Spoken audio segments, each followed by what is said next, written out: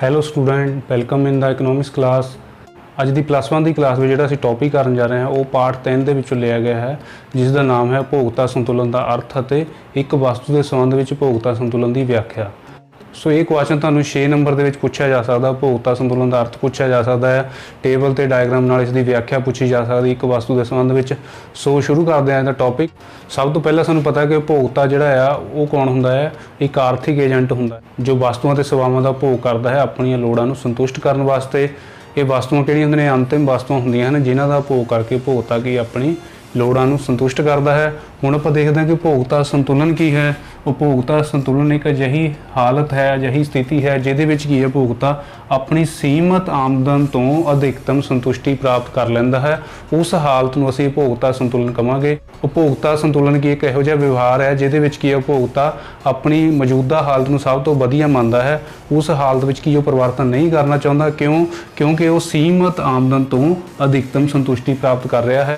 ਸੋ ਆਪਾਂ ਕਹਿ ਸਕਦੇ ਉਪਭੋਗਤਾ ਸੰਤੁਲਨ ਇਹੋ ਜਿਹੀ ਹਾਲਤ ਹੈ, ਇਹੋ ਜਿਹੀ ਸਥਿਤੀ ਹੈ ਜਿਹਦੇ ਵਿੱਚ ਕੀ ਉਪਭੋਗਤਾ ਅਧਿਕਤਮ ਸੰਤੁਸ਼ਟੀ ਪ੍ਰਾਪਤ ਕਰ ਰਿਹਾ ਹੈ ਸੀਮਤ ਆਮਦਨ ਦੀ ਵਰਤੋਂ ਕਰਕੇ। ਸੋ ਇਹ ਜਿਹੜਾ ਕੁਐਸਚਨ ਹੈ ਕੁਝ ਕੁ ਮਾਨਤਾਵਾਂ ਦੇ ਆਧਾਰਿਤ ਹੈ। ਇਹ ਮਾਨਤਾਵਾਂ ਦਾ ਹੋਣਾ ਜ਼ਰੂਰੀ ਹੈ। ਜੇਕਰ ਇਹ ਮਾਨਤਾਵਾਂ ਪਾਈਆਂ ਜਾਂਦੀਆਂ ਹਨ ਤਾਂ ਹੀ ਅਸੀਂ ਉਪਭੋਗਤਾ ਸੰਤੁਲਨ ਨੂੰ ਟੇਬਲ ਅਤੇ ਡਾਇਗਰਾਮ ਦੀ ਮਦਦ ਨਾਲ ਦਰਸਾ ਸਕਦੇ ਹਾਂ।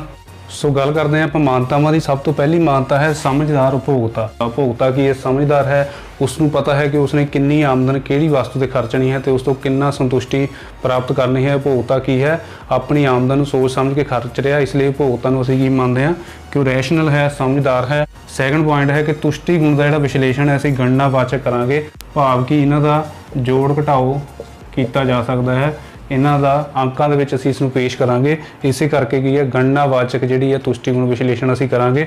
ਥਰਡ ਪੁਆਇੰਟ ਹੈ ਕਿ ਜਿਹੜੀ ਵੀ ਵਸਤੂ ਸਾਨੂੰ ਸੰਤੁਸ਼ਟੀ ਪ੍ਰਾਪਤ ਹੋ ਰਹੀ ਹੈ, ਤੁਸ਼ਟੀ ਗੁਣ ਪ੍ਰਾਪਤ ਹੋ ਰਿਹਾ, ਉਹ ਕੀ ਸੁਤੰਤਰ ਉਸ ਦਾ ਉਪਭੋਗ ਕੀਤਾ ਜਾਣਾ ਜ਼ਰੂਰੀ ਹੈ। ਭਾਵ ਕਿ ਜੇਕਰ ਅਸੀਂ ਚਾਹ ਦੇ ਕੱਪ ਦਾ ਉਪਭੋਗ ਕਰਦੇ ਹਾਂ ਤਾਂ ਉਸ ਦੇ ਨਾਲ ਬਿਸਕੁਟ ਨੂੰ ਅਸੀਂ ਨਹੀਂ ਵਰਤਾਂਗੇ, ਬਿਸਕੁਟ ਦਾ ਉਪਭੋਗ ਨਹੀਂ ਕਰਾਂਗੇ। ਭਾਵ ਕਿ ਅਸੀਂ ਸਿੰਗਲ ਗੁਡਸ ਦਾ ਹੀ ਉਪਭੋਗ ਕਰਾਂਗੇ, ਉਸ ਦੇ ਨਾਲ ਰਿਲੇਟਡ ਕੋਈ ਹੋਰ ਵਸਤੂ ਦਾ ਉਪਭੋਗ ਨਹੀਂ ਕਰਾਂਗੇ।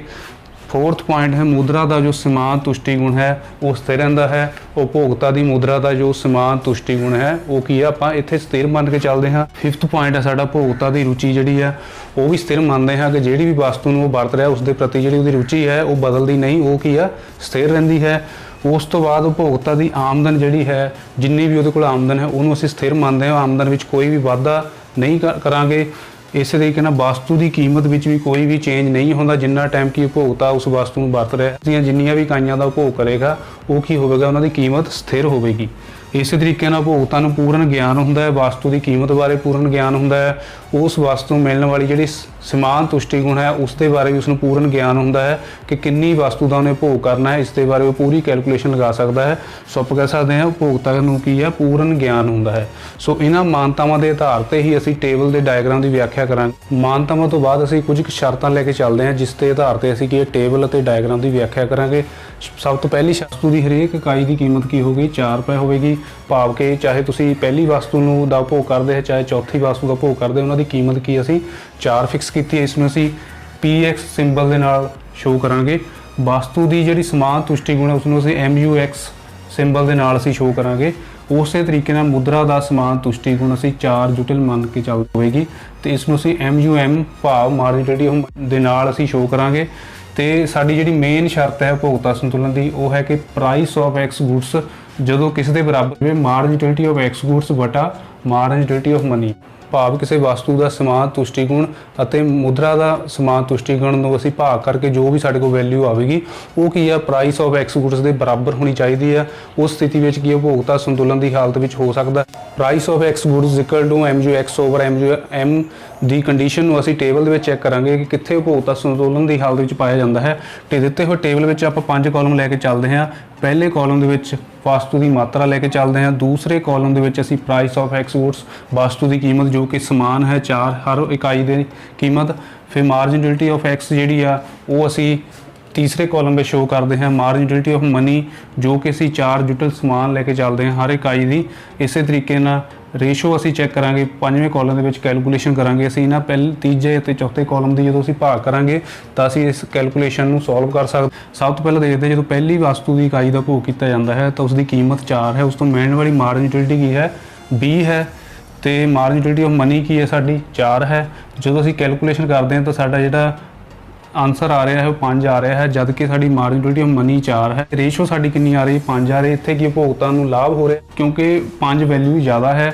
इस तरीके नाल दूसरी वस्तु का भोग करने नाल जिहड़ा आ उपभोक्ता नूं margin utility of X goods तो 18 यूनिट प्राप्त हो रहे हैं।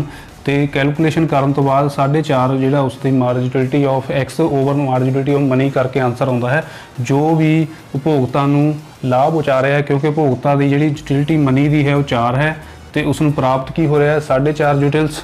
सो इस तरीके नाल तीजी इकाई का भोग करने नाल उपभोक्ता की जी margin utility of X goods है वो 16 प्राप्त होंदी है। तो रेशो के नाल आपां जो चैक करते हैं तो साडा आंसर 4 आता है, जो कि मार्जिन यूटिलिटी ऑफ मनी के बराबर है, जिथे की है ये कंडीशन साडी प्रूव होंदी है। जेकर उपभोक्ता चौथी इकाई का भी भोग करता है दैन की होगा, उसनूं जिहड़ी रेशो जिहड़ी वो घट प्राप्त होगी, जबकि मार्जिन यूटिलिटी ऑफ मनी की उसकी ज़्यादा। इत्थे की उपभोक्ता हानि में जाएगा, क्योंकि उपभोक्ता की मार्जिन यूटिलिटी ऑफ मनी ज़्यादा पाई जा रही है, जबकि उपभोग तो प्राप्त होने वाली जिहड़ी रेशो है उसकी वो की आ घट है। सो आप कह सकते हैं कि उपभोक्ता संतुलन की हालत में कित्थे है, जो वस्तु की तीसरी इकाई का भोग करता है उस हालत में की है उपभोक्ता संतुलन की हालत में है। क्योंकि इत्थे की है साडा ए वाली समीकरण जिहड़ी है प्रूव होंदी है कि प्राइस ऑफ एक्स गुड्स बराबर किहदे हो जाता है M U X over M U M. So आप देख सकते हैं कि टेबल के विच सानूं ये क्लीयर होंदा है कि उपभोक्ता नूं सिर्फ 3 वस्तुओं का भोग करना चाहिए, जिथे कि उपभोक्ता संतुलन की हालत में आ जाता है। उपभोक्ता उदों तक अपने व्यवहार में परिवर्तन नहीं करेगा जदों तक उसनूं इस तो भी वधिया हालत नहीं मिल रही होवे। सो आप कह सकते हैं उपभोक्ता संतुलन की हालत में कित्थे है, जो तीसरी वस्तु का भोग करता है, जिथे कि साडी ये समीकरण प्रूव होंदी है, जिथे कि है margin utility of money 4 equal to margin utility of X over margin utility of money नूं आपां जो रेशो कढ के देखते हैं तो उत्थे की उपभोक्ता संतुलन की हालत में हुंदा है। इस टेबल की व्याख्या तो बाद असीं डायग्राम दे विच चैक करते हैं कि उपभोक्ता कित्थे संतुलन की हालत में है। दित्ती हुई रेखा चित्र में की असीं ओ एक्स अक्ष ते मात्रा ਲਈ है, क्वांटिटी ऑफ एक्स गुड्स ਲਈ है, ओ वाई अक्ष ते असीं price of X goods margin utility of X goods margin utility of money show किया है। तो दिते हुए रेखा चित्र में की है एम यू एक्स साडी की है मार्जिन यूटिलिटी ऑफ एक्स है। इस तो बाद आप देखते हैं कि जी स्ट्रेट लाइन है साडी वो की है साडी margin utility of money and price line आप इनू कह सकते हैं। ये दोनों ही रेखावां जिथे दोवें बराबर होंदियां हन कटदियां हन बिंदु ई ते दोवें बराबर होंदियां हन, जिथे की है उपभोक्ता संतुलन की हालत में है, जिथे की है ये समीकरण डायग्राम में भी प्रूव होंदी है कि प्राइस ऑफ एक्स गुड्स की है बराबर कहते हैं margin utility of X goods बटा मार्जिन यूटिलिटी ऑफ मनी। बिंदु ई ते की है उपभोक्ता संतुलन की हालत में है, क्योंकि की है उपभोक्ता जिन्ने यूटिल्स अपने मनी के छड़ रहा है उन्ने ही वस्तु के भोग तो प्राप्त कर रहा है, जिथे कि 4 ते 4 की साडे टेबल में भी बराबर हैं। इधर भी की है उपभोक्ता 3 इकाइयों का भोग करेगा तो बिंदु ई ते उपभोक्ता की संतुलन की हालत में होगा, जो कि उपभोक्ता की संतुलन की हालत में दर्शा रहा है। जेकर उपभोक्ता चौथी इकाई का भोग करेगा दैन की होगा उसकी प्राइस जिहड़े वो ज़्यादा पे कर रहा होगा, उस तो मिलने वाली जी मार्जिन यूटिलिटी आ वो उसनूं घट प्राप्त होगी। पहलियां 2 इकाइयों का भोग करता है तो उपभोक्ता की मार्जिन यूटिलिटी की है वो ज़्यादा प्राप्त हो रही है, पर वो वस्तु की जी कीमत है वो घट पे कर रहा है। इत्थे की उपभोक्ता लाभ दे विच है, जबकि इत्थे की उपभोक्ता संतुलन में है बिंदु ई ते। जेकर उपभोक्ता भोग नूं कंटिन्यू रखेगा दैन की होगा उसनूं नुकसान होना शुरू हो जाएगा। तीसरी इकाई तो बाद जे उपभोक्ता उपभोग जारी रखता है दैन की है उसका जिहड़ा मार्जिन यूटिलिटी उसनूं घट प्राप्त होगी, जबकि उसका प्राइस ऑफ एक्स गुड्स या मार्जिन यूटिलिटी ऑफ मनी की है वो वध होगी। सो आप कह सकते हैं कि उपभोक्ता संतुलन की हालत में कदों होगा जदों उपभोक्ता अपनी अधिकतम संतुष्टि प्राप्त कर लेंदा है अपनी लिमिटेड इनकम तो कीमत आमदन तो। सो इस क्वेश्चन के तुसीं की करना है टेबल की व्याख्या करोगे, पहला टेबल की व्याख्या करने तो बाद तुसीं डायग्राम की व्याख्या करोगे तो सिट्टा कढोगे कि बिंदु ई के उपर की है उपभोक्ता संतुलन की हालत में है। उपभोक्ता को सिर्फ 3 इकाइयों का ही भोग करना चाहिए, जिथे कि तीसरी इकाई का भोग करने नाल उपभोक्ता की शर्त पूरी होंदी है। किहड़ी शर्त पूरी होंदी है? Price of X goods equal to M U X over M U M, जो कि टेबल के भी सानूं पता है कि तीसरी वस्तु का भोग करने ते उपभोक्ता संतुलन की हालत में होंदा है। इस तरीके डायग्राम के भी असीं चैक कर सकते हैं उपभोक्ता तीसरी वस्तु का भोग करने नाल संतुलन की हालत में होंदा है, जिथे की है price of X goods equal to की है M U X over M U M है। सो उम्मीद है तुहानूं अज दा टॉपिक क्लीयर हो गया होगा।